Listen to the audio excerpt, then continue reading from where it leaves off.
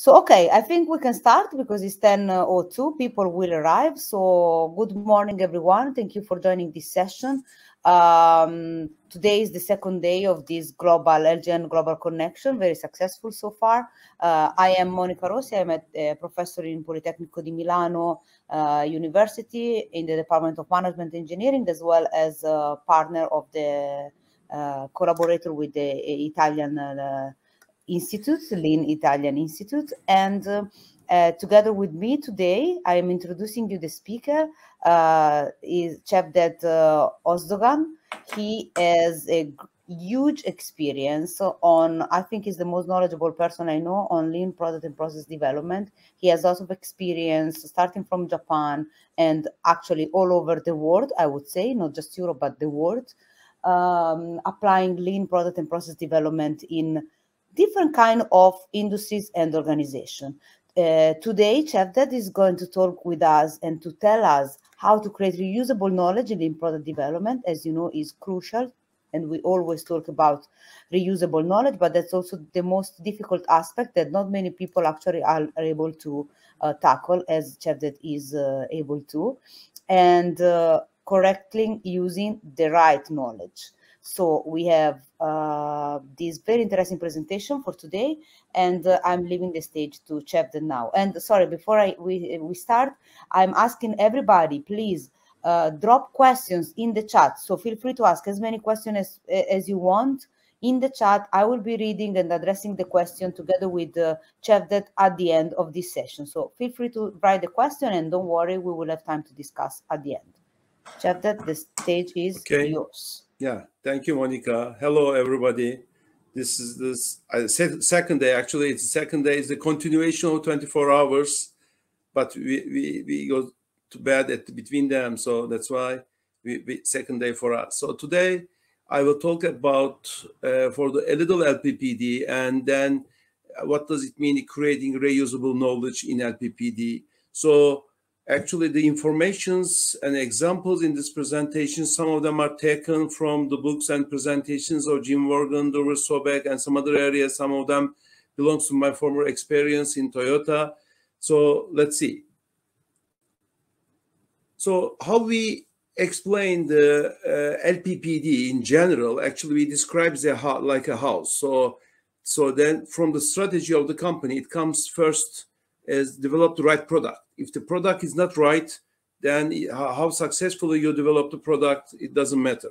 So in order to keep this roof, we have two columns in the center of the house. That one of the column is that the effective product development, we call it method. So today, the presentation is more related with this, how to make the effective product development. And another one is that correct management system in product development process, how to manage the process and properly. And of course, related with another column is that people development to make the people side. So when we create them all in a correct manner, that all should be based on the basement actually is the learning, developing a learning lessons from the mistakes and create a learning system. So that's the general approach that how we are looking the LPPD. So then if you say, what is the LPPD? LPPD is a system which meets customer real needs by providing profitable operational value streams without having any waste, and with sustainable approach. So LPPD requires to manage two value streams at the same time. One of them, everybody is focused on value-adding product development steps to complete the product design and realization. So normally everybody is focused on the realization of the product development.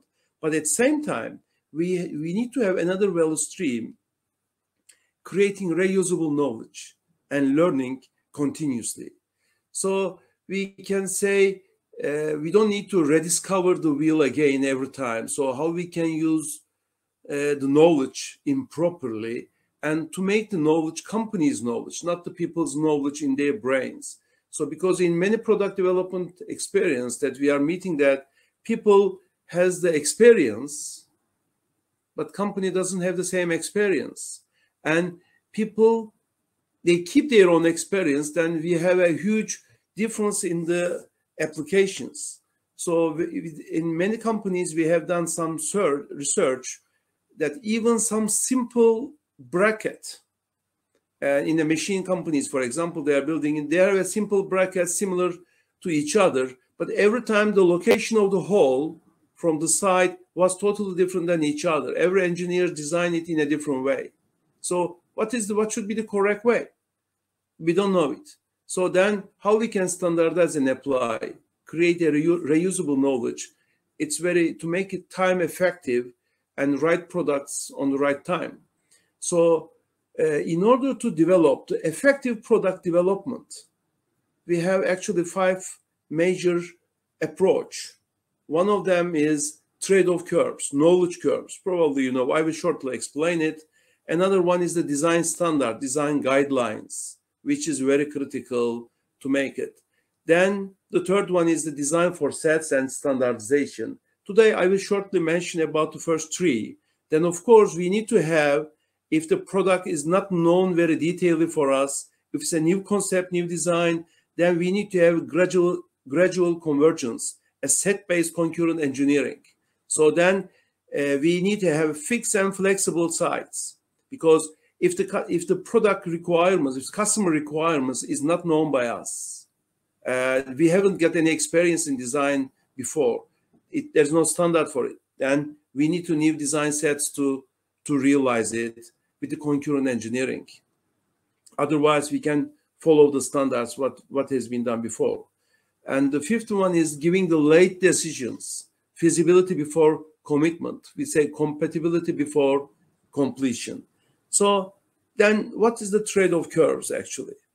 Maybe we can ask some questions. How we can convert data to reusable knowledge? Because we have too many information, too many data, but does it mean that it's really knowledge? And how we can use them again? How do we design the product not to have any problem at the customer during the production process?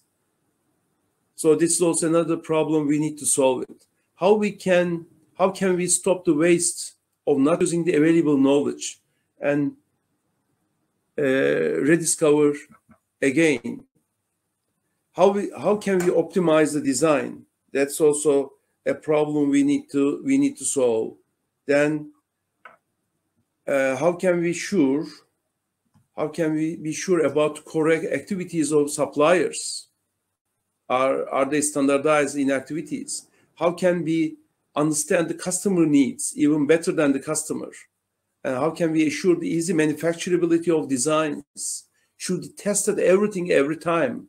So one of the good solutions is the trade-off curves. So if this is some simple curve, then if 2 varieties, for example, the pressure drop and the noise level, then if the pressure drop high, noise level increase, then we can have a curve.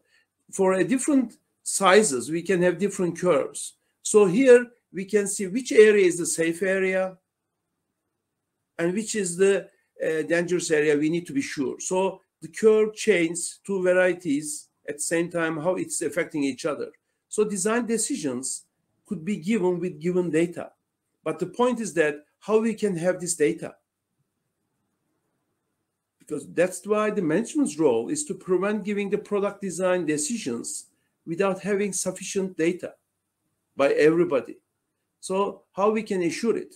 Normally in product development, we have a system and procedures and test data. We do in vehicle design, we do road tests, we collect the data from the roads, applications, and we create test procedures. And whenever we design a part, an axle, a spring, or a bracket, we test according to the working conditions, according to the procedures. Under this load, with this frequency, we said that it shouldn't be broken. Then after test is passed, then we say design is okay. But we don't know maybe design is over design.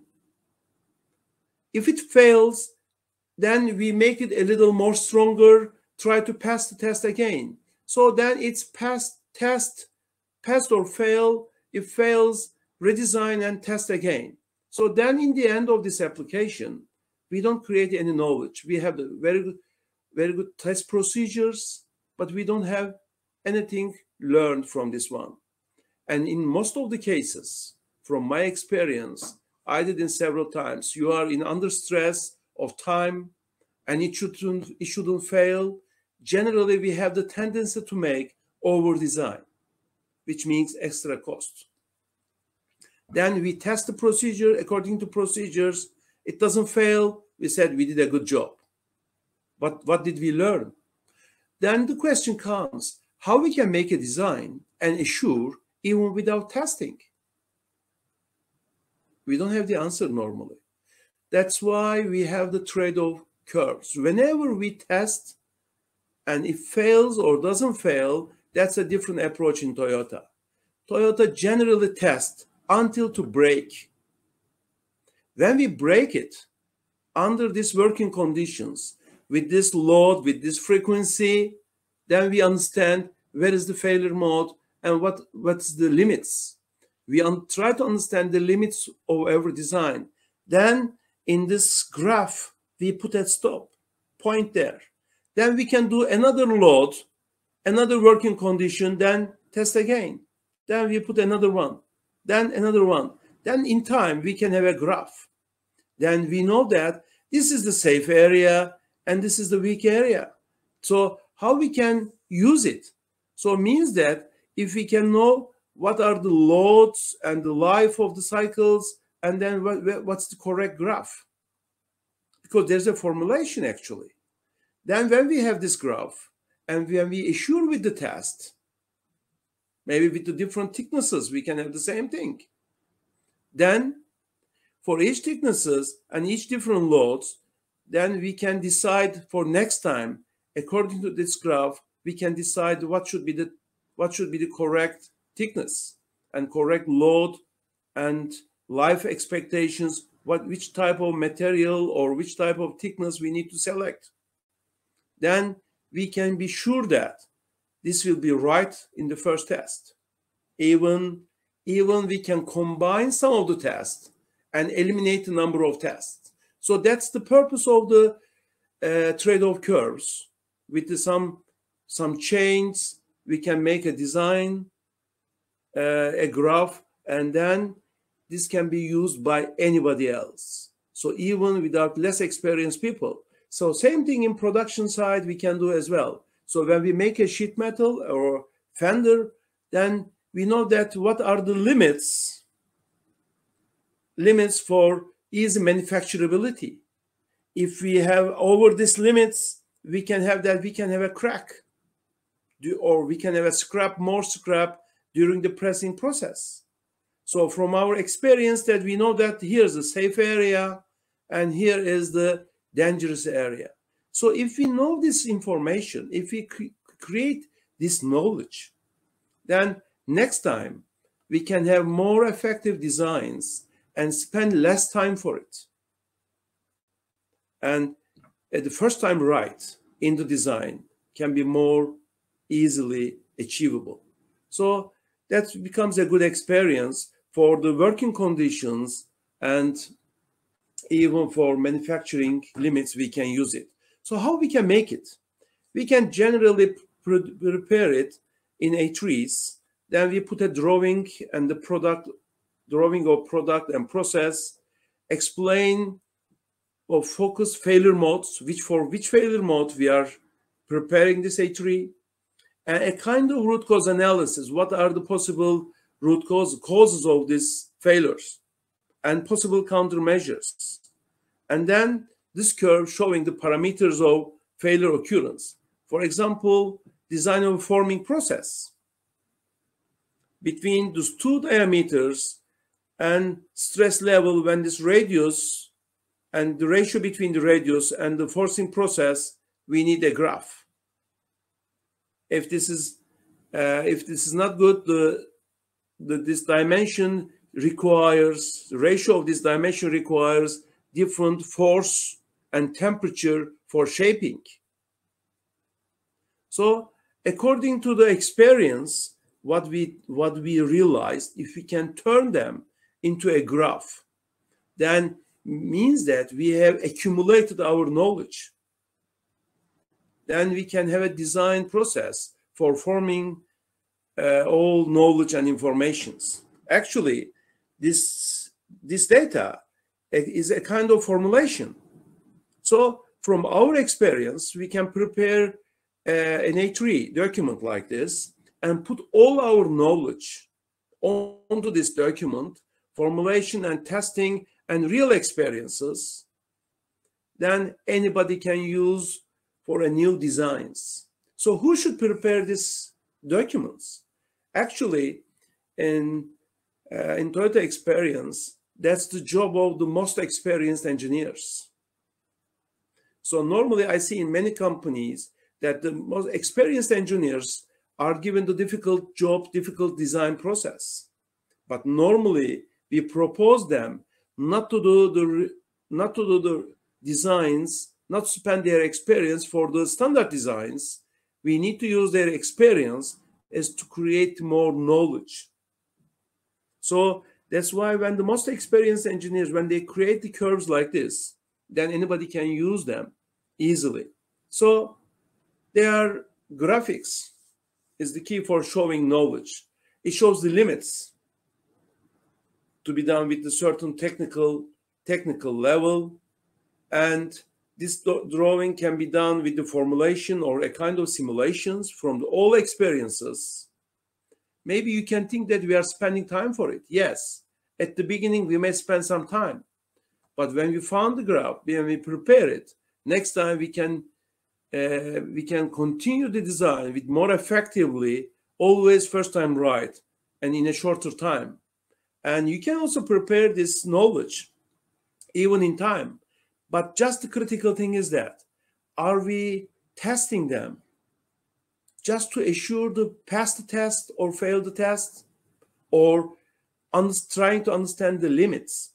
Then whenever we understand the limits, we are in the position of creating the curves and the graphics. So design team can also prepare engineering check sheets to use during the design review while summarizing the key points of the trade-off curves. So it makes the job easier. How we can make it? Please start to prepare with workshops with the help of experienced engineers if you didn't start earlier. So new engineers can start to prepare by themselves after getting experience. So that's the role of most experienced people, and they need to create together with the other engineers. These curves are prepared by the engineers who are using them in time, putting the dots and accumulating the experience they are having it. Then first focus the certain failure modes. Then you can read more than information into the same page. It becomes a guideline and to support understanding and learning and teaching and remembering to each other. And in order to evaluate suppliers and their design confirmations, and with this type of experiences, without reinventing the wheel, we can reach the zero defect easily, even without doing the test. And we can use to convince for an idea. So with this trade-off curves, even less experienced engineers can solve the problems. In classical approach, engineers have an idea, they do and test and fails and do again. So, but with the trade-off curves, with the lean thinking engineers, with the usage of best performing trade-off curves, understand the limits and stay safe and assure the area. So even in production, in testing, you can use the similar curves easily to be always in the safe side. Actually, this is used in airplanes long time, so this is not a new information, because when the testing in airplane, it means that if you fail, most experienced engineers, you can lose it. So that's why they tested profiles, they did the graphs, and used more successfully in different airplanes, still in use. So another one is that to keep the knowledge is the design guides and criteria. So what are the design criteria? From the former experiences, what we have done, we can put the design rules and engineers follow the rules and the learnings, this one. So it helps us to eliminate repeating mistakes, to standardize the designs to reduce the cost, investment, testing, lead time, engineering time. So we can have more effective engineering, and we can record the knowledge and experience from people to make the assets of the company, not the people's knowledge. So you can see some examples. Even simple details we can standardize. So even the vehicles can be different, even each brackets can be different, but we can use the same details. So you can see another example. So all experiences we can put into some design guides, design criteria. Then every different design, we can use the same concepts for every product, which are proven design standards. So when anybody can use the same standards, even less experienced people can design the products without any failure. So it contains many deep details. Then you can easily standardize in a proven way for easy manufacturability, perfect cost, and perfect design results. So some different examples we can see it. And at the same time, we can easily review the design. And if we can make the design criteria correctly, we can eliminate this kind of interface and get rid of them with some design rules and design standards. We can easily eliminate many problems. Yeah. So another point is that if we can use the standardization, how we can use the standard design sets or standardization, especially even the market variations. We can have different market variations and some design uncertainties. We can put some different standards in the products so they can help us to reduce the cost and the other things. For example, even the shape of the fenders can be different, but the details, we can use the same standards for easy manufacturability. Or we can put the design for sets and standardization. So is it possible to use the common parts? Or maybe if not possible, sub-elements we can use as standard. So that's why, especially with the TNGA, Toyota TNGA, we try to eliminate unnecessary differentiations. Then more standardizations became like this. So every time we look at that, can we use the current main part as a standard? If yes, it's good. No, then we go to the next one. During new design, which sub-elements need to change? Okay, this sub-element need to change. If it is like this, can we make the others standard? Can we use them as common? So if we can have a new design, this time then we can return to first question. The new part can be used instead of other parts as standard again. If again, no, it should be totally different. Can we use the sub-elements as common?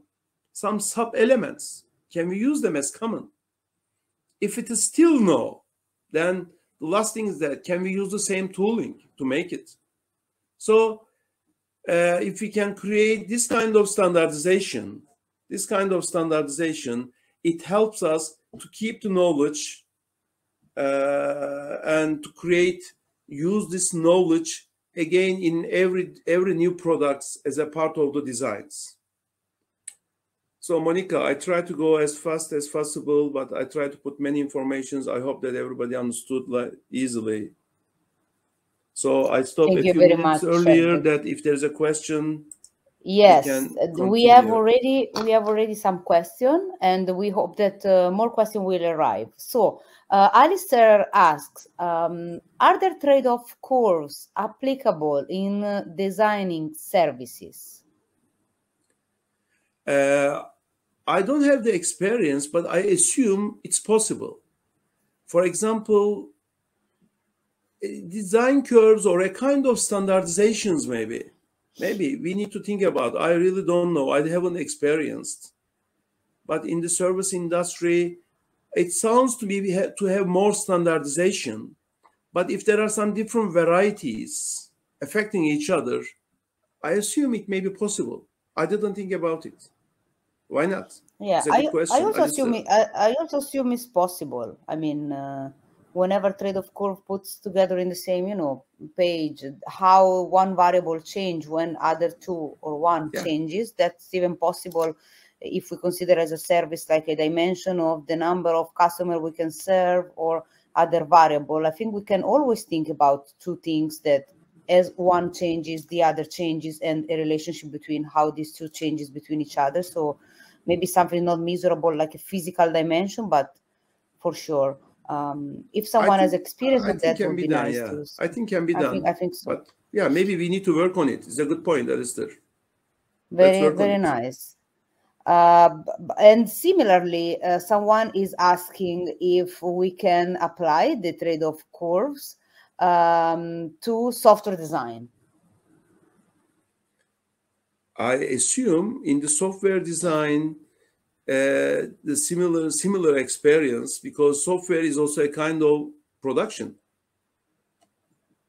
because we write the codes, and some working and non-working areas, some experiences we have gained, and some limits that we found that they are failing. I think we can put onto some database and create a kind of graphs or checklists. Can be done. Good ones and failed ones. We can put the limits.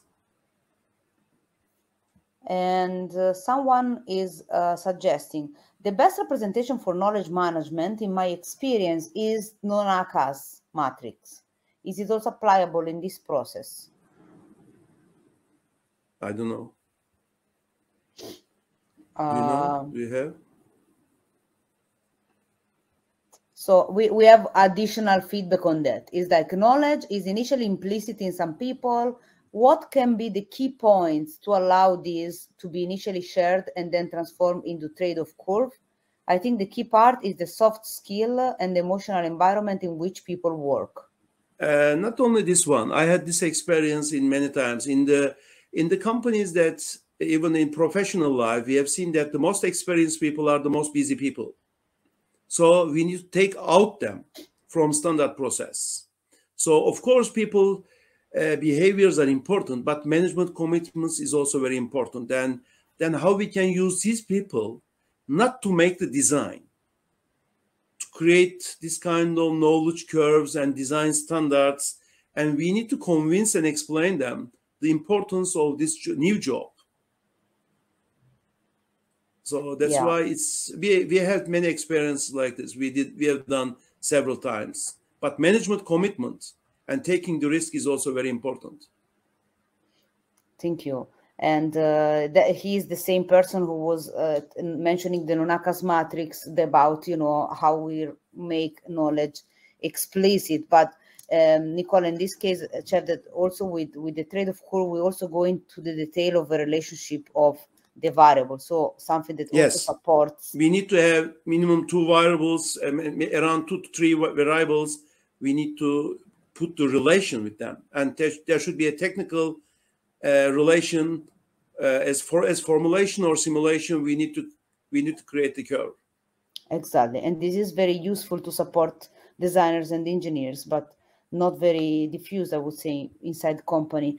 Indeed, Alistair proposed in the software maybe complexity of code versus bugs. You see, these could be 2 variables that could fit. Exactly. Murat says, thank you. We learned that standardization is as deep as we dive. Standardization of standardization. Yeah, infinite. Yeah, we can put into different levels. Yeah. And other questions? I know that we just filled the time. We have claps for you. I think this is very interesting topic. Whenever I go to company and try, to go in depth, the knowledge management, it's always very hard because then we go to, knowledge is implicit, or we always did like this, we have this experience, we have the project somewhere, but it's very hard to find some a company is structured in a way that they are able to reuse knowledge and learn from the past and be, you know, not making the same, as you were mentioning, not reinventing the wheel. And many times companies reinvent the wheel. And there's an interesting thing. When we use them in many LPPD applications, we of course set-based engineering. So where is the limit? When you follow the standards and design guides, then when you pass the set-based engineering, so that's also a decision point. So where is the limit? So that's why it's fixed and flexible. Yes. So that's why in the product development, we divide the products in different range. For example, we call A-type product, means that we know how to design and how to produce. B-type product, A-type product, we don't know how to design and how to produce. But when we say C-type product, we know how to design and how to produce. So when we have, it's a full change, facelift, for example. So then you can use the design change as standards with the standard knowledge. But if it's a really new change, new customer requirements, we don't know anything about it, we have never done before, then we need to design sets because we cannot use the current standards to make it. So that's why we need to describe the limits where we can use the trade-off curves and design guidelines and standardization, where we need to change to design sets and set-based engineering activities, how we can combine them. That's very important as well. That's why we say fixed and flexible in the product development. Totally. This is very inspiring, Chef. That how many of you guys from the audience are applying or did at least try to apply set-based concurrent engineering? Monica has a very nice simulations. No, okay. But I mean, I always mention the thing that you just mentioned about which is the Alistair is just learning. Where should we, because it's an investment, not a waste, an investment of time sometimes to apply set-based concurrent engineering. So for fixed knowledge, we could go for the standard that we have, and for the flexible knowledge, we can go and explore with set-based concurrent engineering. But that's a challenge. That's a challenge, and we invite you guys from the audience to share with us your experience if you have in this term. So either trade-off course, but also set-based concurrent engineering experiments. And if you want, you can keep in touch with Chapdet and myself, and we can keep discussing about the topic, because it's really challenging. So thank you, Chapdet, for being here. Let's take a picture. Yes. Thank you, Chapdet, for being here. Thank you, everybody, for being here. If you want to keep in touch, there is also the possibility to send private messages in the list of, you just go to event, you just identify the name in the list of people. I'm writing also my mail address. People can contact exactly, me if they you want. don't mind. So you can write your email there. So guys, just take the email and talk with the Chapdet. Great. Okay. Thank you very much. Thank you. Thank you very much. Thank you. Bye. Thank you. Thank Bye. you.